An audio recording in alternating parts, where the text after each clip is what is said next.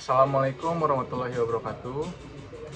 Sebelumnya izin mengenalkan diri, nama saya Mikhail Abirama Amar dengan NPM 24120111313. Di sini saya akan melakukan tugas video yang diberikan oleh Pak Wendy, yaitu tugas wawancara terhadap pelaku wirausaha.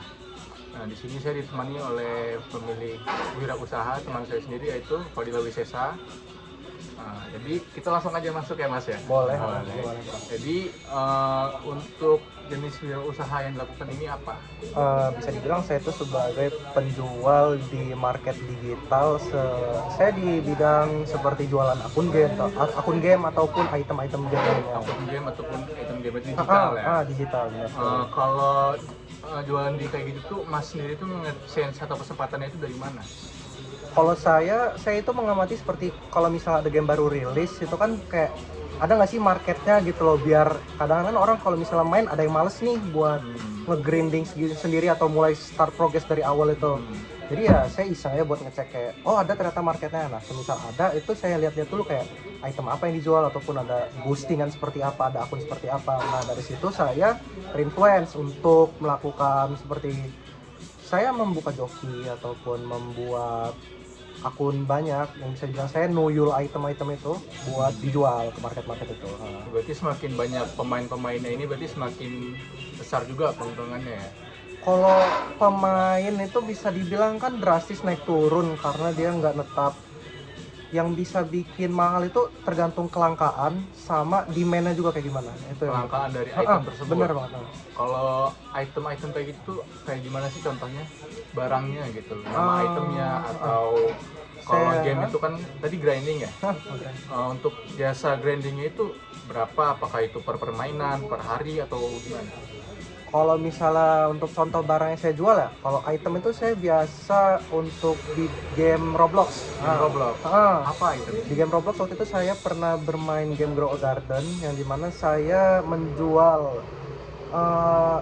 hewan peliharaan atau pet. Itu kan ada efek-efeknya. Nah, karena saya nuyul menggunakan banyak akun, jadi saya bisa mendapat peluang pet yang tadi kecil bisa menjadi gede. Seperti saya ada salah satu pet namanya pet rakun, itu dia fungsinya kalau nggak salah menggandakan buah yang dicuri. Nah saya tuh kalau misalnya sekali panen itu saya bisa mendapatkan 3 rakun. Nah sedangkan 3 rakun. Sedangkan harga satu rakunnya itu bisa waktu zaman masih prime masih mahal-mahalnya itu masih sekitar 100 ribuan. 100 ribu dari satu rakun itu. Lalu untuk kalau buat game gitu kayak grinding, jasa joki gitu? Kalau untuk jasa joki itu saya biasanya buka level up, ngeboosting level akun orang. Itu kayak waktu saya di game Genshin Impact, saya buka kayak jasa ekspor map ataupun ya paling saya ekspor map doang sih mas. Oh gitu ya. Kalau dari game apa tadi sebenarnya Roblox ya? Roblox. Kendala-kendalanya itu apa sih, kayak misalkan Mas ini kan ngejual pet-pet, berarti kayak buah-buah juga ya, item-itemnya.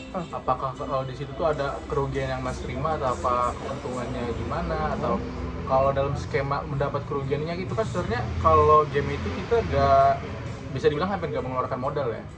Nah sabar mas, kebetulan saya kalau dari Roblox ini saya benar-benar cuma modal akun, laptop, udah cuma itu doang. Akun sama laptop berarti nggak memasukkan duit gitu? Saya nggak pakai duit spesial pun dari situ.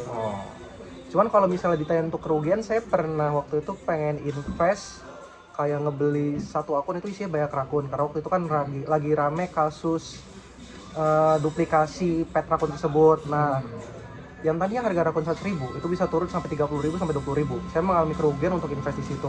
Berarti Mas beli akun di orang yang emang di akunnya itu banyak pet rakun. Bener. Ternyata pas beli itu rakun-rakunnya itu duplikat. Dan itu bikin harganya turun. Itu berarti kendala di situ ya? Di situ doang. Kalau harga market semisal tadi yang nggak ada isu duplikasi ini itu masih stabil di 100 ribuan.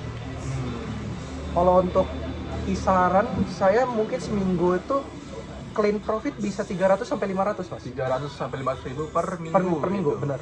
Per minggu berarti Mas ngelakuin jasa joki, grinding game, kayak gitu, ngejual item-item game itu selama berapa lama? Kalau saya start kayak gitu sih saya dari SMP karena emang hobi main dari game. SMP. Dari SMP mas. Cuman waktu SMP kayak belum paham gimana gitu cara terjun ke dunia-dunia ginian. Jadi saya mulai dari SMA. Waktu awal rame-rame Genshin lah gitu. Jadi saya kayak buka jasa ekspor map, sama saya lupa kalau nggak salah ada satu lagi kayak ngeboosting apa gitu, saya lupa dari Genshin itu. Berarti terhitungnya dari kelas 1 SMA lah ya? Benar mungkin. banget tuh. Kira-kira berarti dari kelas 1 SMA sampai sekarang.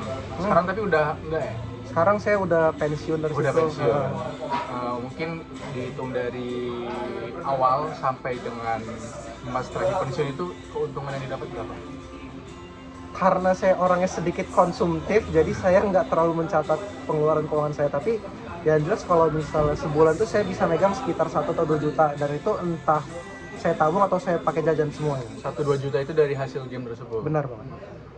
Untuk rencana Mas berikutnya, misalkan ada game online lagi yang keluar, atau mungkin dari game Roblox tersebut ada kayak gamenya tadi apa, Grow a Garden ya? Benar Pak. Kalau mungkin siapa tahu nanti suatu saat nanti ada game lain yang seperti Grow a Garden atau gimana pun yang bisa menghasilkan profit, apakah Mas akan memilih untuk melakukannya lagi apa tidak?